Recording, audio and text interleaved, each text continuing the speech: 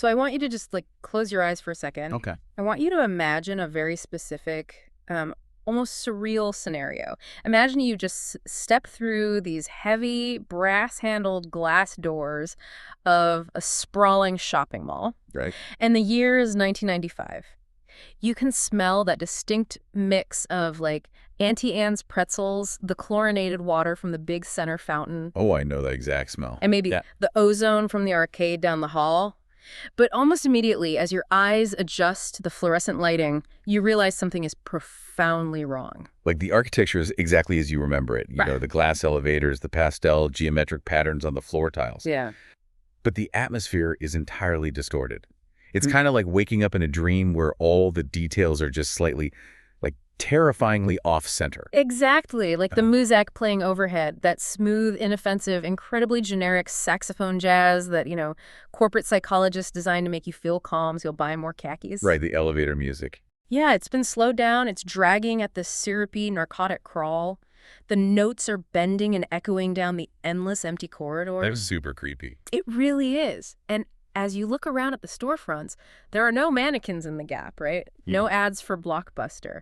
Instead, the walls are just plastered with neon, pink, and cyan Japanese text. Glinching Windows 95 error messages everywhere. Yes. And standing right in the middle of the food court, for some reason, are giant marble statues of ancient Roman gods. It creates this environment that feels simultaneously incredibly familiar because it's drawn directly from the collective unconscious of late 20th century consumerism. Right. But also deeply, deeply alien. It's meant to be intensely disorienting. It's basically the ultimate uncanny valley of consumerism. And that feeling isn't just a bizarre thought experiment. It's actually the beating heart of a massive digital movement called Vaporwave. Which is such a wild topic. It is. So today, in this deep dive, we are exploring how what started as, honestly, an incredibly niche internet joke in the early 2010s, like literally a meme shared on obscure message boards by anonymous producers, somehow evolved into one of the most fascinating cultural lenses we have.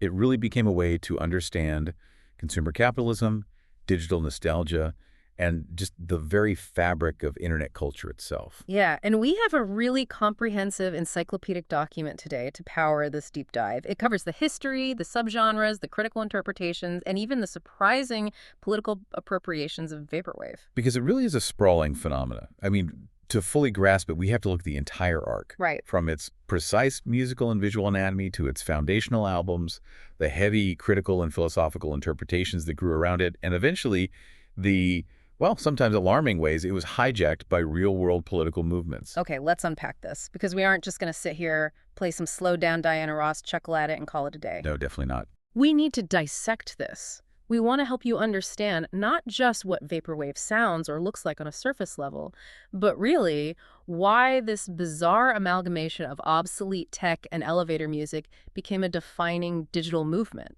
Exactly.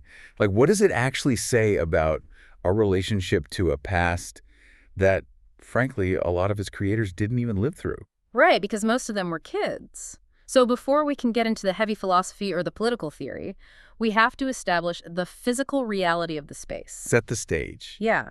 If you accidentally stumbled into a Vaporwave forum online in, say, 2012, what exactly is hitting your eyes and ears? The aesthetic. The aesthetic. And yes, I am visualizing the word aesthetic, spelled out in all caps with a full space between every single letter. Right. That specific stylization is often called full-width characters.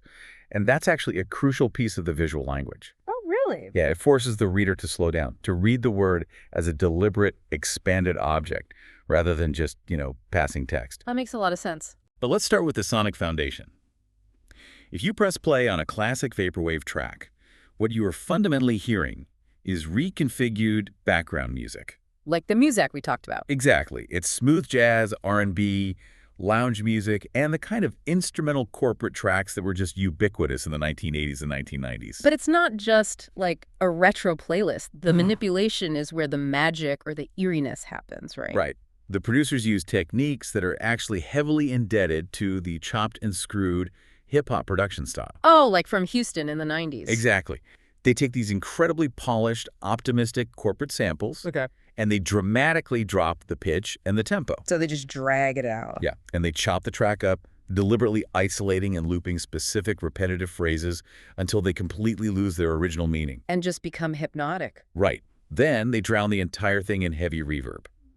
And if you really analyze the production like academics such as Laura Glitzes have done, you realize Vaporwave defies traditional musical conventions.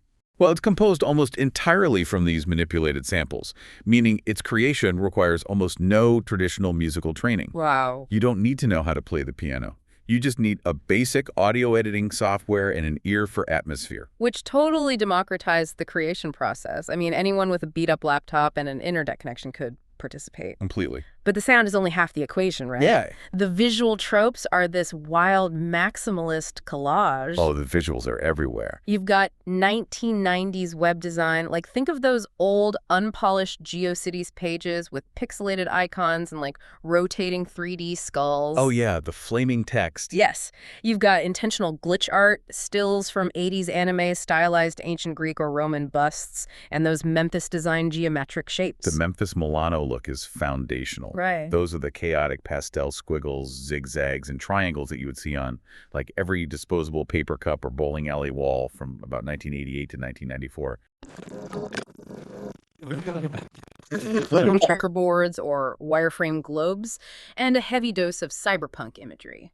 And then wash the whole thing through a filter of VHS tape degradation. Oh, man. The tracking lines, the slight color bleeding, it establishes a very specific, slightly degraded mood. It really does. But here's the thing that really caught my attention in the source material. There is an almost rigid chronological rule to this aesthetic. There is, yeah. Vaporwave artists generally limit their source material, both visually and sonically, to a very specific window of time. They do. The boundaries of true vaporwave are generally strictly confined between Japan's period of explosive economic flourishing in the 1980s. Which produced that wave of cutting-edge technology. Exactly, and hyper-optimistic consumerism. Yeah. So it starts there, and it ends strictly at the year 2001. Wow. Specifically, the line is drawn at the dot-com bubble burst and the September 11th attacks. That is such a stark, deliberate cutoff point. It's fascinating. It's as if the genre is collectively stating this era, from the 80s to 2001, was the era of peak, unbridled, naive, capitalist optimism. Right. Like, we thought technology was just going to bring world peace and endless wealth, and then the illusion shattered. Yeah, by stopping at 2001, they are framing that era as a lost utopia. Or, maybe a lost illusion. I know that some of the most famous albums in the genre intentionally feature imagery of the intact Twin Towers on their cover art. It's kind of haunting. It creates a closed, inescapable loop of history. The music and visuals are trapped inside that bubble of naive optimism, played on an endless decaying loop. And this brings up a crucial point about how we consume the genre, right? It does. Laura Glitzes pointed out that in traditional music, the visual form, like the album cover or the music video, is strictly secondary. Right, it's just marketing for the audio. Exactly. But in Vaporwave, the music is completely inextricable from the visual accoutrements. You can't have one without the other. Right. In fact, many argue Vaporwave is primarily a visual medium, and the music is merely the atmospheric soundtrack to those neon glitching visuals. That makes total sense. I was trying to figure out how to articulate the feeling of listening to it, and the best analogy I can come up with is like auditory archaeology. Oh, I like that. It feels like these young producers are digging up the absolute most disposable, functional trash of the past. The ephemera. Yeah. I'm talking about corporate stock music made for internal employee training videos, weather channel backgrounds, infomercial transitions. They are carefully dusting off this auditory garbage, slowing it down to reveal its hidden melancholy, and putting it under a spotlight in a pristine museum display case. That's a really great way to put it. They are forcing us to look at the discarded ephemera of our recent history as if it were a precious, sacred artifact. Auditory archaeology is brilliant. You're taking something specifically engineered by corporate producers to be ignored. Right, designed to fade into the background. Exactly. Background music designed to make you shop comfortably without noticing it. Yeah. And you are forcing the listener to confront it as the primary subject of art. You are making the invisible visible. Think about your own relationship with outdated technology for a second. When you hear the startup chime of a Windows 95 computer, or the high-pitched hum and static crackle of an old CRT television turning on, what happens in your brain? It's an instant time machine. Right. But does it bring a wave of warm comfort? Or does it feel a little unsettling, like you are brushing up against a ghost from a past you can't quite return to and maybe weren't even entirely happy in? That exact tension between warm nostalgia and cold alienation is the engine driving all of Vaporwave. So now that we understand the anatomy of this aesthetic, like what it is made of, we have to trace its lineage. A family tree. Yeah. How did this highly specific combination of slowed down Weather Channel jazz and Greco-Roman statues actually come into existence? It certainly didn't just materialize out of thin air. No, there is a clear evolutionary tree here.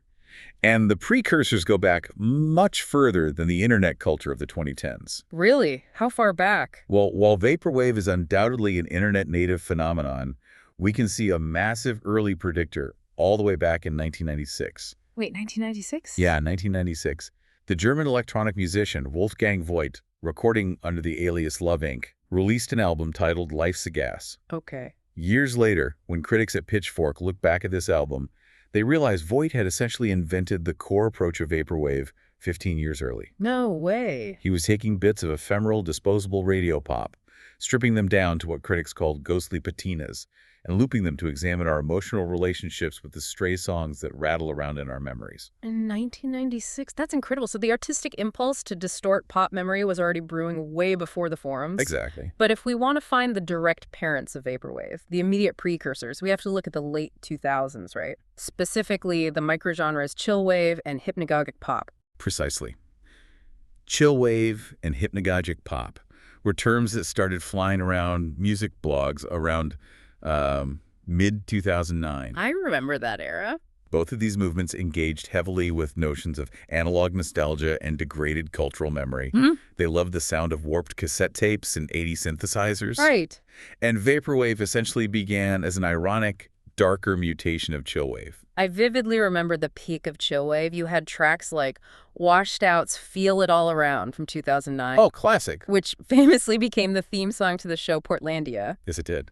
That song is literally just a 1983 Italian dance track called I Want You by Gary Lowe, slowed down and looped with a beat over it. Exactly the same technique. But it had this incredibly warm, sun-drenched analog nostalgia. It felt like a hazy memory of a perfect summer. Right, it was very optimistic in its nostalgia. Yeah, so Vaporwave looked at that warm nostalgia and said, what if we made it colder? What if, instead of remembering a sunny beach, we remembered the sterile lighting of a corporate boardroom?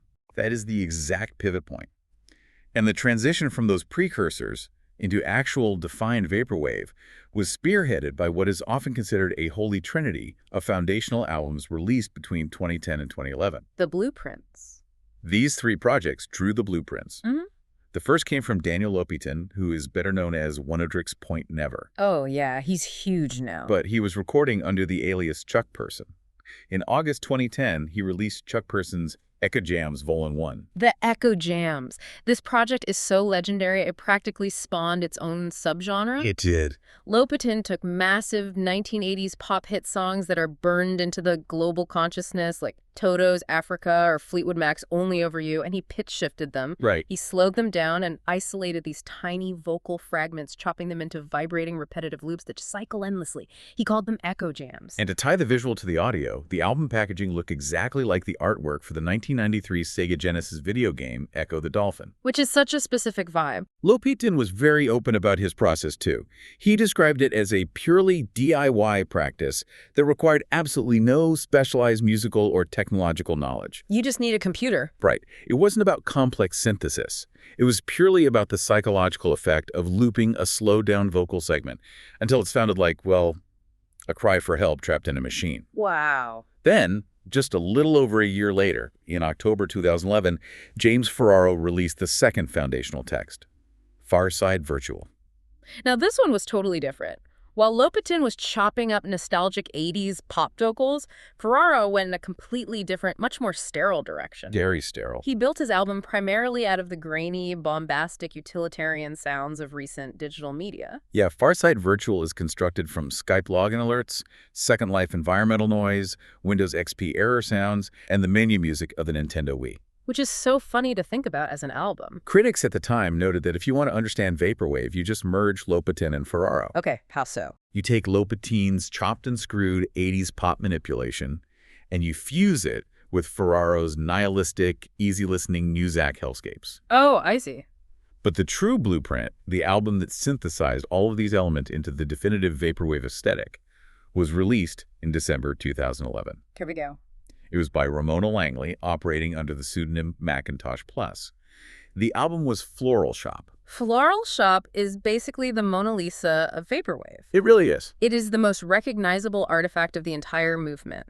It utilized the slowed-down Diana Ross samples, specifically her cover of It's Your Move. Iconic track. It used the spaced-out full-width text, and it had the iconic pink cover art featuring a Greco-Roman bust staring blankly over a retro 3D grid and the Tokyo skyline. It cemented the template forever. But hold on, I need to step in here and play devil's advocate for a second. Go for it. Because when you describe the actual physical process of making Floral Shop, I mean, you are taking a Diana Ross track that she put her heart into, or a Toto song that required incredible studio musicianship. Right. You are dragging that MP3 into a program, clicking a button to slow it down by 20%, drenching it in digital reverb, and then slapping a fake pseudo-corporate name like Macintosh Plus on it. Yes.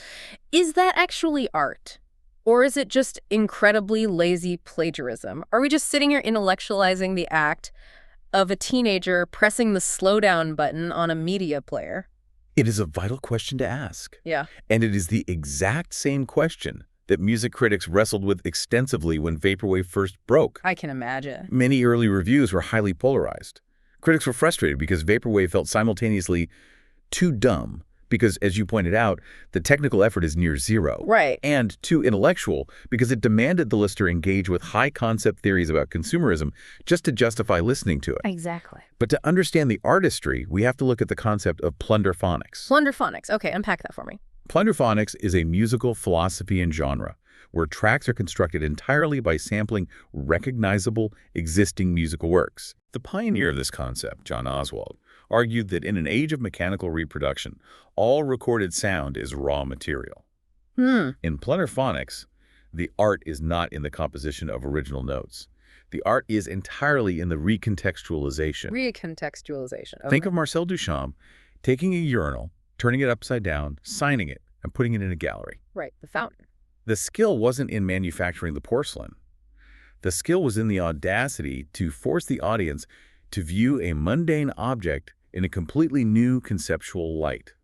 Vaporwave does that with corporate jazz. Okay, I see. It's an auditory collage. You aren't painting the picture yourself. You are taking a pair of scissors to a glossy 1980s catalog, cutting out the models and the products, and gluing them together to create a new, disturbing ransom note. Exactly. And the lazy aspect you mentioned was actually a deliberate part of the performance. Oh, really? Yeah, the early scene was deeply theatrical. These artists weren't trying to build personal brands as virtuoso musicians. They operated as anonymous entities lurking on internet forums. Like digital ghosts. Critic Adam Harper noted that they hid behind absurd pseudo-corporate monikers. You had artists calling themselves Internet Club, Prism Corp Virtual Enterprises, Luxury Elite. Those names are amazing. The anonymity and the corporate masquerade were part of the artwork. They were role-playing as the ghostly, automated systems of global capitalism. Okay, that reframes it completely for me. It wasn't about showing off technical prowess. It was about curating a highly specific, unsettling vibe. Yes. And you know, if Vaporwave had just remained a musical joke on a turntable.fm chat room, it probably would have quietly faded away. Definitely. Like just a funny meme from 2011 that we'd struggle to remember today. But it didn't fade. The critical theory surrounding it is where the story deepens immensely, because the sociologists, the philosophers, and the political theorists got hold of it. Oh, they absolutely did. The conceptual heavy lifting of Vaporwave began in earnest in December 2012, when the music publication Dummy published what is widely considered the definitive foundational article on the genre. Right. It was written by the critic we just mentioned, Adam Harper. Wait, so Harper is comparing a slowed-down Diana Ross song to heavy Marxist and political theory? He is. That feels like a massive academic stretch. Are we sure critics weren't just projecting their own complex political fantasies onto a bunch of teenagers making memes in their bedrooms? That tension between profound critique and meaningless joke is exactly what makes Vaporwave so fascinating. Harper didn't just project, he analyzed the thematic consistencies across the entire genre. Okay. He equated Vaporwave to accelerationist political theory and anti-capitalist gestures. Okay, let's break down accelerationist for a second. What does it actually mean to be an accelerationist in the context of 1980s pop music? So accelerationism is a complex political and social theory. Boiled down, it argues that the only way to overcome the overwhelming, alienating, and destructive forces of modern global capitalism isn't to fight against it or try to reform it. Because it's too big. Exactly. The system is too big. Instead, accelerationists argue we must push it forward. We must accelerate its processes, its technologies, and its aesthetic extremes until the entire system collapses under the weight of its own absurd contradictions. Oh, wow. So just step on the gas. Right. Harper wrote that Vaporwave producers could be read as sarcastic, accelerationist anti-capitalists. How so? By isolating the most sickly sweet, hyper-consumerist sounds of the 80s and distorting them into nightmares, they were revealing the lies and the terrifying emptiness of modern technoculture. They were making the machine sound slightly broken so we would notice we were trapped inside of it. Yes, but, and this is where Harper's brilliance comes in, he noted an alternative reading. Okay. He argued these producers could equally be seen not as critics, but as willing, euphoric facilitators of capitalism. They might just be shivering with delight upon each new wave of delicious corporate sound. So they might just really love shopping malls. Right. There is a deep, intentional ambiguity. Even the very name of the genre plays into this ambiguity. Right. Vaporwave. Harper noted that the term derives from the tech industry term vaporware. Oh, I know that term. Right. Vaporware is commercial software or hardware that a company announces with massive marketing hype, but which is ultimately never released to the public. It's a ghost product. It is the literal, empty promise of capitalism. The name itself is a satirical take on technoculture. It's brilliant. Yeah. But even within the scene itself, the artists debated whether it meant anything at all. There is a fantastic quote from Aaron David Ross, a member of the electronic group Gatekeeper. What do you say? When asked about Vaporwave, he said, "It initiates a lot of important conversations about power and money in the industry." Or, "Everything just sounds good, slowed down with reverb." That quote is the ultimate distillation of Vaporwave's dual nature. Right. Is it a profound Marxist critique of hyperconsumerism? Or is it just stoned teenagers laughing at how weird an old infomercial sounds at half speed? And the enduring genius of the genre is that it aggressively refuses to answer that question. It lives perfectly in that ambiguity.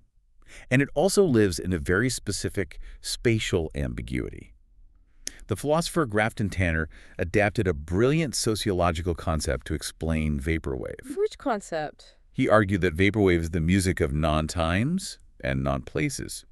He suggested it forces us to recognize the unfamiliarity of ubiquitous technology, and that the genre is deeply skeptical of what consumer culture has done to our perception of time and space. The concept of the non-place originally comes from the French anthropologist Marc Auger, right? Yes, exactly. A non-place is a space of transience.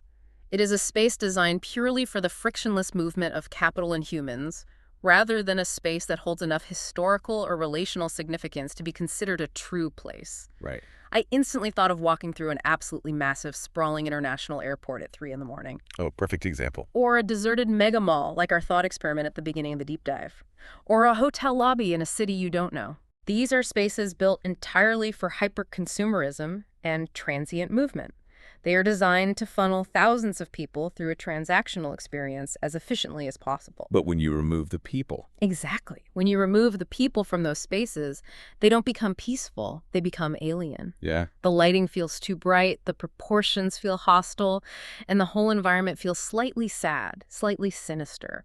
That is a true non-place. And Vaporwave is the exact soundtrack to that 3 a.m. empty airport. That is a perfect articulation of the non-place. You are surrounded by the architecture of commerce, but the commerce has ceased, leaving you alone with the machinery. Wow. The music critic Scott Beauchamp took this philosophical analysis a step further. He compared the cultural mechanics of vaporwave directly to the punk rock movement of the 1970s. Punk rock? Really? Yes, but he highlighted a crucial difference. Punk rock was defined by a no-future stance. It was an active, aggressive, raw energy of dissatisfaction. Right. It was a loud physical rebellion against the state and society. It was smashing the system with records and a distorted guitar. Exactly. But Beauchamp argues that vaporwave is a rebellion defined by lassitude. Lassitude. It is defined by a passive acquiescence. It shares the dystopian outlook of punk, the belief that the system is broken. But its preoccupation is with political failure and social anomie. Shows a surrender. It is a surrender. It's the musical equivalent of saying, we can't smash the system won. So we're just going to sit here and loop the elevator music of the system until we completely disassociate.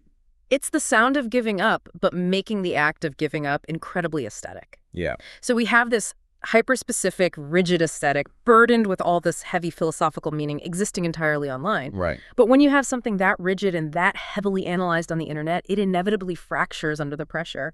And that is exactly what happened to Vaporwave. The meme suffered entropy. It did. Following the wider critical exposure of Vaporwave throughout late 2012, the genre essentially imploded and splintered into pieces.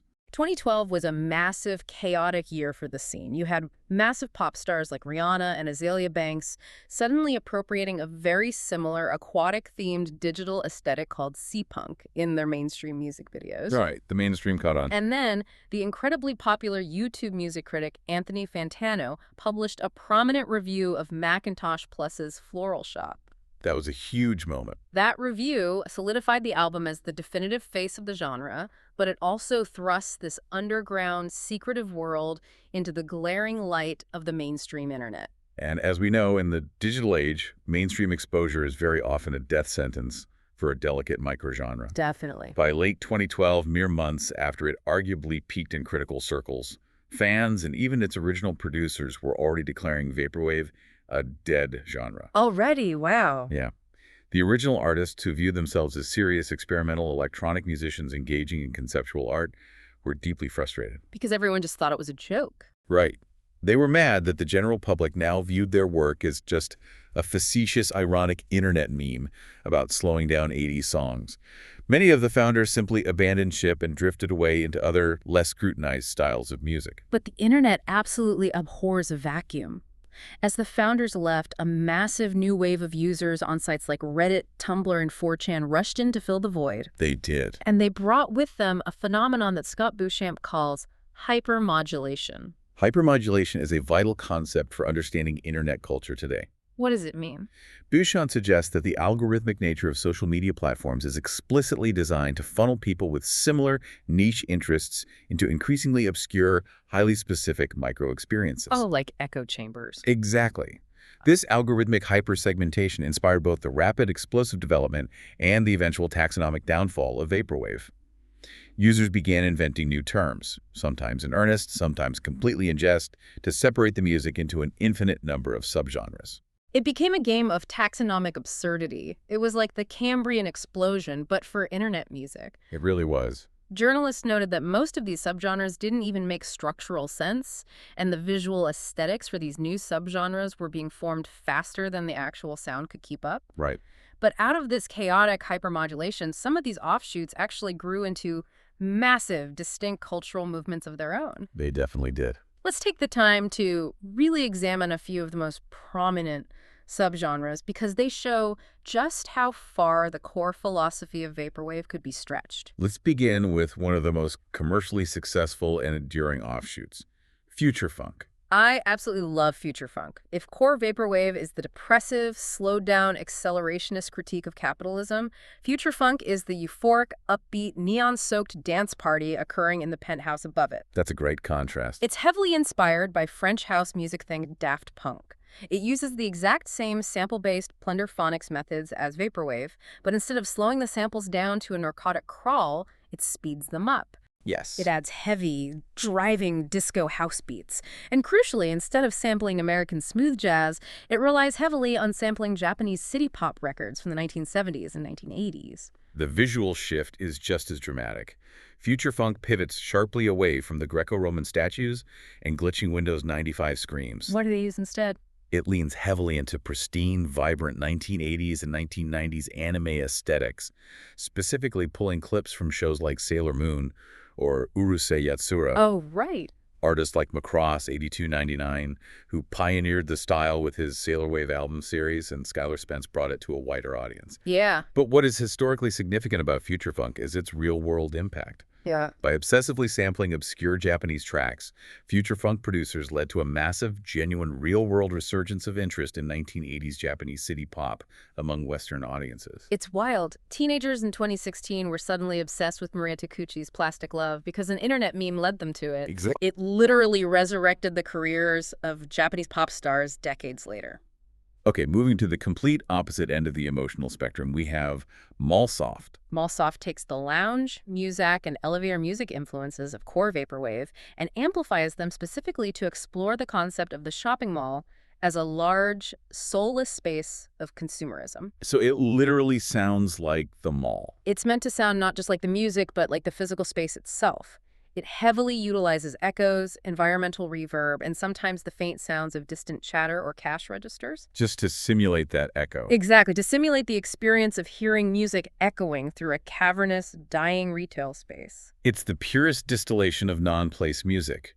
And while it sounds peaceful on the surface, it can get surprisingly heavy and emotionally devastating. It really can. There is a deeply revered Mallsoft artist named Cat System Corp who released a highly regarded conceptual album in 2016 called News at 11. Oh, that album. Yeah.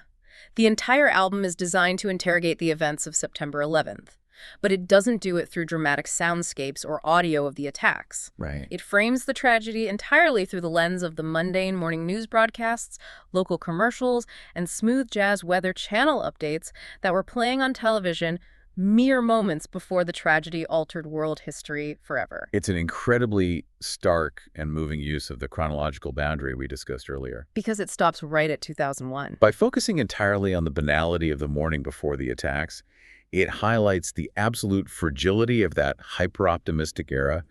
The smooth jazz becomes a ghost of a world that was about to end. It gives me chills just thinking about it. Next, we have to look at a predominantly visual and video-based offshoot, Simpson Wave. Simpson Wave is a fascinating study in millennial nostalgia. It really is. It began almost accidentally in 2015 when a user named Spixter uploaded a very short video to the platform Vine. Oh, Vine, RP. Right. It was just an out-of-context emotional clip from an early episode of The Simpsons, but he paired it with a very popular, melancholic, synth-heavy track called Resonance by the artist Home. And it just exploded. The combination struck a profound nerve and went incredibly viral. It's pure internet alchemy. From there, YouTube users like Midge and Lucian Hughes developed it into a full, sprawling movement. What did they do? They took classic emotional moments from the golden era of The Simpsons, so like the early to mid-90s, edited them entirely out of context, applied heavy, purple-tinted VHS distortion filters, and paired them with slowed-down vaporwave tracks. Wow. They created these hallucinatory, transportive atmosphere pieces. It capitalized on the deep foundational nostalgia millennials have for early Simpsons episodes. Treating the cartoon not as a comedy. Exactly. Not as a comedy, but as a deeply melancholic childhood memory that is slowly degrading on a forgotten VHS tape. Then, as with all internet movements, you have the reactionary subgenres, the antithesis movements. This is where we find hard vapor. Hard vapor, which emerged in late 2015, and it was a deliberate, violent rejection of everything we just talked about. Complete opposite. If vaporwave had a utopian, serene, dreamlike quality, even if it was an ironic, capitalist utopia, hard vapor wanted to smash it. Exactly.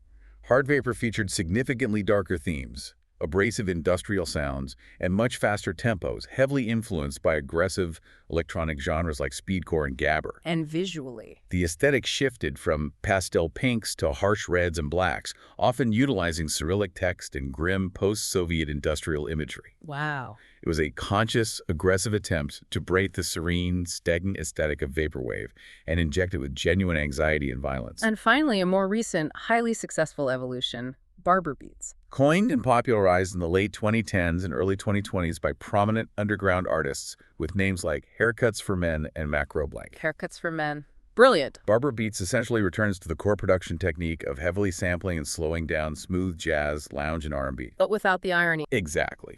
However, it completely drops the ironic, glitchy internet aesthetics, the overt capitalist critique, and the Greco-Roman statues in favor of a slicker, loop-heavy, genuinely relaxed atmosphere. So it's just pure music. It's vaporwave stripped of its irony, presented simply as excellent, moody, instrumental hip-hop.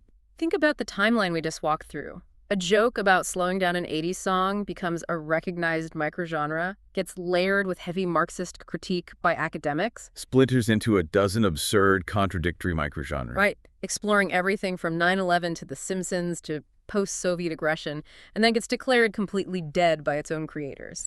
All of this cultural evolution operated at absolute warp speed. And in almost every other case, that is exactly where the story of an internet microgenre ends. Just fades away. It burns hot, it fragments, and it fades into the obscure archive pages of Reddit and 4chan. But Vaporwave did something that very few internet phenomena ever managed to do. What's that? It breached containment, it leaked out of the digital realm into the physical world, and more alarmingly, the aesthetics of the genre were recognized for their psychological power, and they were weaponized. Okay, let's be incredibly clear before we step into this next part. Yes, very important. We are about to look at how extreme political groups, spanning from the far left to the extreme far right, hijacked this music and imagery for propaganda. Right. We are discussing this purely as historians and sociologists tracking a meme gone rogue. Obviously, neither of us endorse any of these extremist viewpoints. Absolutely not. We're just reporting what the sources say. Exactly. But if we ignore how these groups co-opted the aesthetic, we miss a vital lesson in how the internet actually works and how easily nostalgia can be weaponized. We are looking at the mechanics of propaganda. With that established, let's look at how the aesthetic first broke into physical reality in a more benign way. Around 2013, YouTube started allowing 24-hour live streaming, which massively popularized vaporwave radio stations. Millions of people started tuning in. Like the lo-fi hip-hop girl. Exactly like that. Around this exact time, the Swedish rapper Young Lean and his collective, the Sad Boys, began aggressively merging vaporwave visual aesthetics with cloudy rap music. The culture magazine, Days Digital, specifically credited Young Lean with allowing vaporwave to leak IRL in real life. Right? He encouraged this unholy, brilliant coupling of the digital aesthetic with physical streetwear. Suddenly, you had teenagers in London and New York wearing bucket hats with frowny faces, shirts covered in Japanese text, and patterns based directly on the turquoise and pink cherry blossom cans of Arizona iced tea. Which is such a specific look. It became a uniform. The irony is palpable. A musical movement that began as a deeply sarcastic critique of consumerism had literally become a highly sought-after consumer product. But the physical merchandising was benign compared to what happened next. Yeah. The psychological mechanics of vaporwave, its reliance on nostalgia, its cold synthesized sound, and its obsession with a mythical past were noticed by political extremists. Right. This led to the alarming rise of a fusion genre known as fashwave, derived, obviously, from the word fascist. This is where the story gets incredibly dark. Fashwave is a largely instrumental fusion of synthwave and vaporwave that began bubbling up on YouTube and obscure forums around 2015. What does it look like? It takes the neon grid lines, the pulsing 80s synths, and the Greco-Roman statues of vaporwave, but it deliberately mixes them with overt fascist, neo-Nazi, and white supremacist symbols, things like the Black Sun, the Odal Rune, or medieval crusader imagery. It was a highly calculated move. In August 2016, Andrew Anglin, the founder of the neo-Nazi website Daily Stormer, explicitly wrote articles recommending that alt-right members wholeheartedly embrace this synth-heavy aesthetic. So it was a top-down directive. It was. He wanted them to abandon the punk rock and heavy metal genres that were traditionally associated with the far-right skinhead movements. Wait, why? Why would neo-Nazis prefer 80s synth music over aggressive heavy metal? It comes down to the sociological roots of the music. Heavy metal and punk are fundamentally rooted in the blues. Oh, I see. And the blues is inherently tied to African-American history and genuine raw rebellion against oppression. Synthwave, on the other hand, is entirely synthetic. Right. It is machine-made, emotionally cold, European-coded, and deeply associated with the 1980s, an era of perceived Western capitalist dominance, Ronald Reagan and Margaret Thatcher. Wow. Anglin argued that this electronic music represented the whitest music ever. He actively popularized fashwave as a sleek, modern propaganda tool because it perfectly matched their warped, emotionally detached ideology of a mythical, pure retrofuturism. Vice reported heavily on this phenomenon in 2017. They described Fashwave as the first fascist music that was actually easy enough on the ears to have mainstream appeal. Which is terrifying. It really is. It wasn't screaming and distorted guitars. It was a global cybernetic subculture geared specifically toward millennials and Gen Z, propagated effortlessly through memes. And unfortunately, this toxic aesthetic didn't stay confined to obscure neo-Nazi forums. No, it didn't. It began brushing right up against mainstream real-world politics. It did. The visual aesthetic of Fashwave began to overlap with the dark Maggie imagery surrounding Donald Trump and Ron DeSantis. Right. The aesthetic became so prevalent that in 2023, the DeSantis presidential campaign actually had to fire a campaign aid. Over a video, right? Yes. It was publicized that the aide had created and shared a fan-edit video of DeSantis that prominently featured the black sun symbol layered directly over classic Vaporwave and Fashwave aesthetics. And it kept escalating into the mainstream. In late 2025 and early 2026, official videos posted on social media accounts by the United States Department of Labor and the Department of Homeland Security were heavily criticized by journalists for resembling Fashwave edits. The aesthetics just bled into everything. Furthermore, in early 2026, CBC News reported that the 47th U.S. President, Donald Trump, had published fascist Vaporwave edits to the White House's official social media accounts, with some of the edits referencing extreme right-wing groups. And because the aesthetic was so powerful, it became a recognized tool across the entire political spectrum, leading to bizarre digital wars of counter-memes. Like what? For instance, anti-fascists and liberals parodied the right-wing usage with the Dark Brandon meme. Oh, right. The laser eyes. Yes, which took the laser eyes and neon aesthetic of dark magie and ironically applied it to Joe Biden. And it wasn't just the far right and the left battling over the 80s grid. In 2019, supporters of the tech-focused presidential candidate Andrew Yang started wearing pink Vaporwave-inspired math hats. I remember those. A commentator in the National Review literally said it indicated Yang had replaced Trump as the meme candidate of that election cycle. There is even a bizarre subgenre called juicewave. Juicewave? Yeah, which uses vaporwave production techniques to idealize and romanticize the popular culture and state media of 1980s North Korea. It's total aesthetic madness. It forces us to ask a profound, unsettling question. Why? Why did an aesthetic that was built on an ironic, Marxist critique of capitalism become the aesthetic of choice for extreme political propaganda across the spectrum? Did the sources offer an answer? They did. The journalists at Vice provided a very compelling psychological analysis. They concluded that movements like Fashwave exploit Vaporwave's perceived ambivalence. Ah, the ambiguity we talked about in the very beginning. Is it a critique or does it just sound cool? Exactly. Because Vaporwave was heavily steeped in irony, its actual political stance was always ambiguous. It was a blank canvas. So they just painted over it. Political extremists realized they could easily strip away the original anti-capitalist context and map their own toxic narratives onto the vibes. Wow. They used the retro aesthetic to recast the 1980s, not as a decade of shallow consumerism to be mocked, but as a mythologized, lost golden age of racial purity and unleashed, triumphant capitalism that needed to be reclaimed. They hijacked the nostalgia. The dark irony of an anti-capitalist critique being completely weaponized by fascists to celebrate unleashed capitalism is just staggering. It really is. It shows how incredibly malleable and dangerous internet culture really is. When you strip away historical context, when you ignore the meaning of the art and just focus entirely on the vibes, those vibes can be used to sell literally anything. Literally anything. They can be used to sell a pair of Adidas sneakers, or they can be used to sell a dangerous authoritarian political ideology. Which brings us to the final piece of the puzzle. Legacy. Right. Where are we now?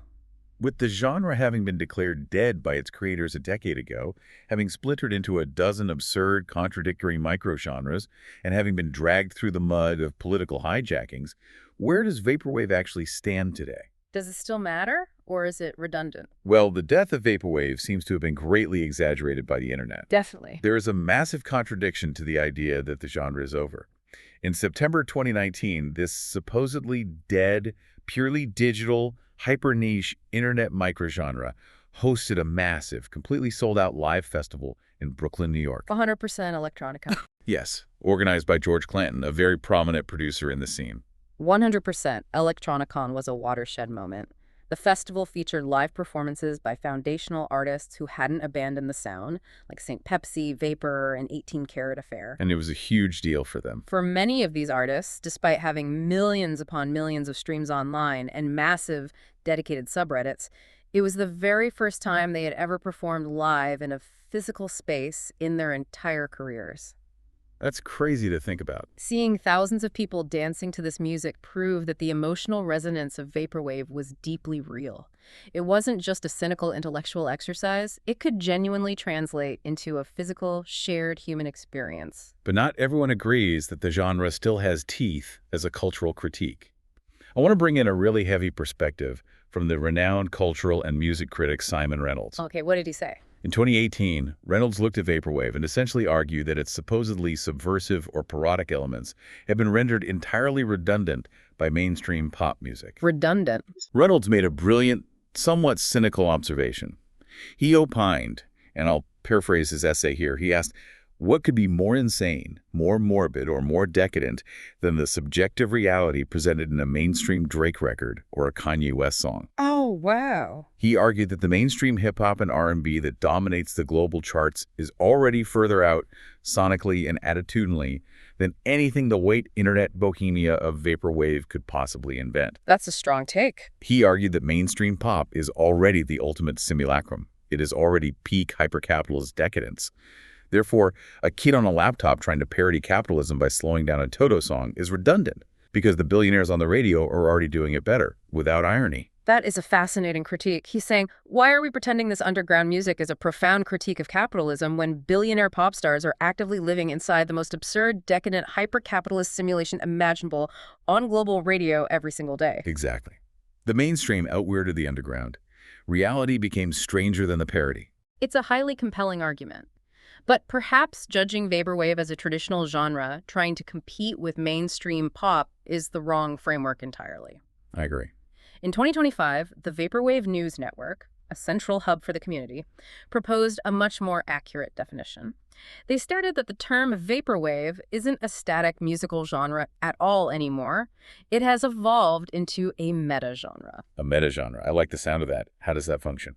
They defined it as an umbrella term uniting around a shared philosophy, specifically the digital appropriation of recontextualized signifiers and sounds. Right. Think of it less like a genre of music and more like a cloud of digital particles. Yeah. When those particles group together under specific conditions, they form something you can momentarily see and feel, like the Floral Shop album. Right. But because it's vapor, it is fundamentally destined for entropy. It is destined to eventually scatter, diffuse, and float into a million different directions, attaching itself to other cultural movements. That perfectly describes the entire trajectory we just tracked over the last hour. It was a concentrated cloud that formed in 2011 and then scattered into Simpson wave, future funk, mall soft, and political memes. So the ultimate question is, did the internet kill Vaporwave, or did Vaporwave just become the internet? I think it became it. I would posit that the aesthetic never actually died. It just became the default subconscious way we process nostalgia in the 21st century. Right. When modern people want to look back, we now instinctively reach for the tools Vaporwave pioneered. The digital glitch, the VHS filter on our Instagram reels, the artificially slowed down audio trending on TikTok. Vaporwave gave an entire generation the vocabulary for digital melancholy. That is an excellent synthesis. We have journeyed from an anonymous internet joke about slowing down 1980s pop songs through rigorous anti-capitalist art statements, Into a splintered chaos of internet subgenres. navigating through the incredibly dark valleys of political propaganda. And finally, arriving at the realization that Vaporwave is now a permanent fixture in our digital consciousness. It is a wild, unpredictable ride, and the relevance of this deep dive is all around you right now. How so? The next time you feel a strange, haunting sense of longing for a time you maybe didn't even live through, or the next time you see a massive corporate fast food brand trying to use retro 16-bit digital glitches to sell you a new spicy chicken sandwich, you will know exactly what you are looking at. Right. You are experiencing the direct ripple effects of Vaporwave.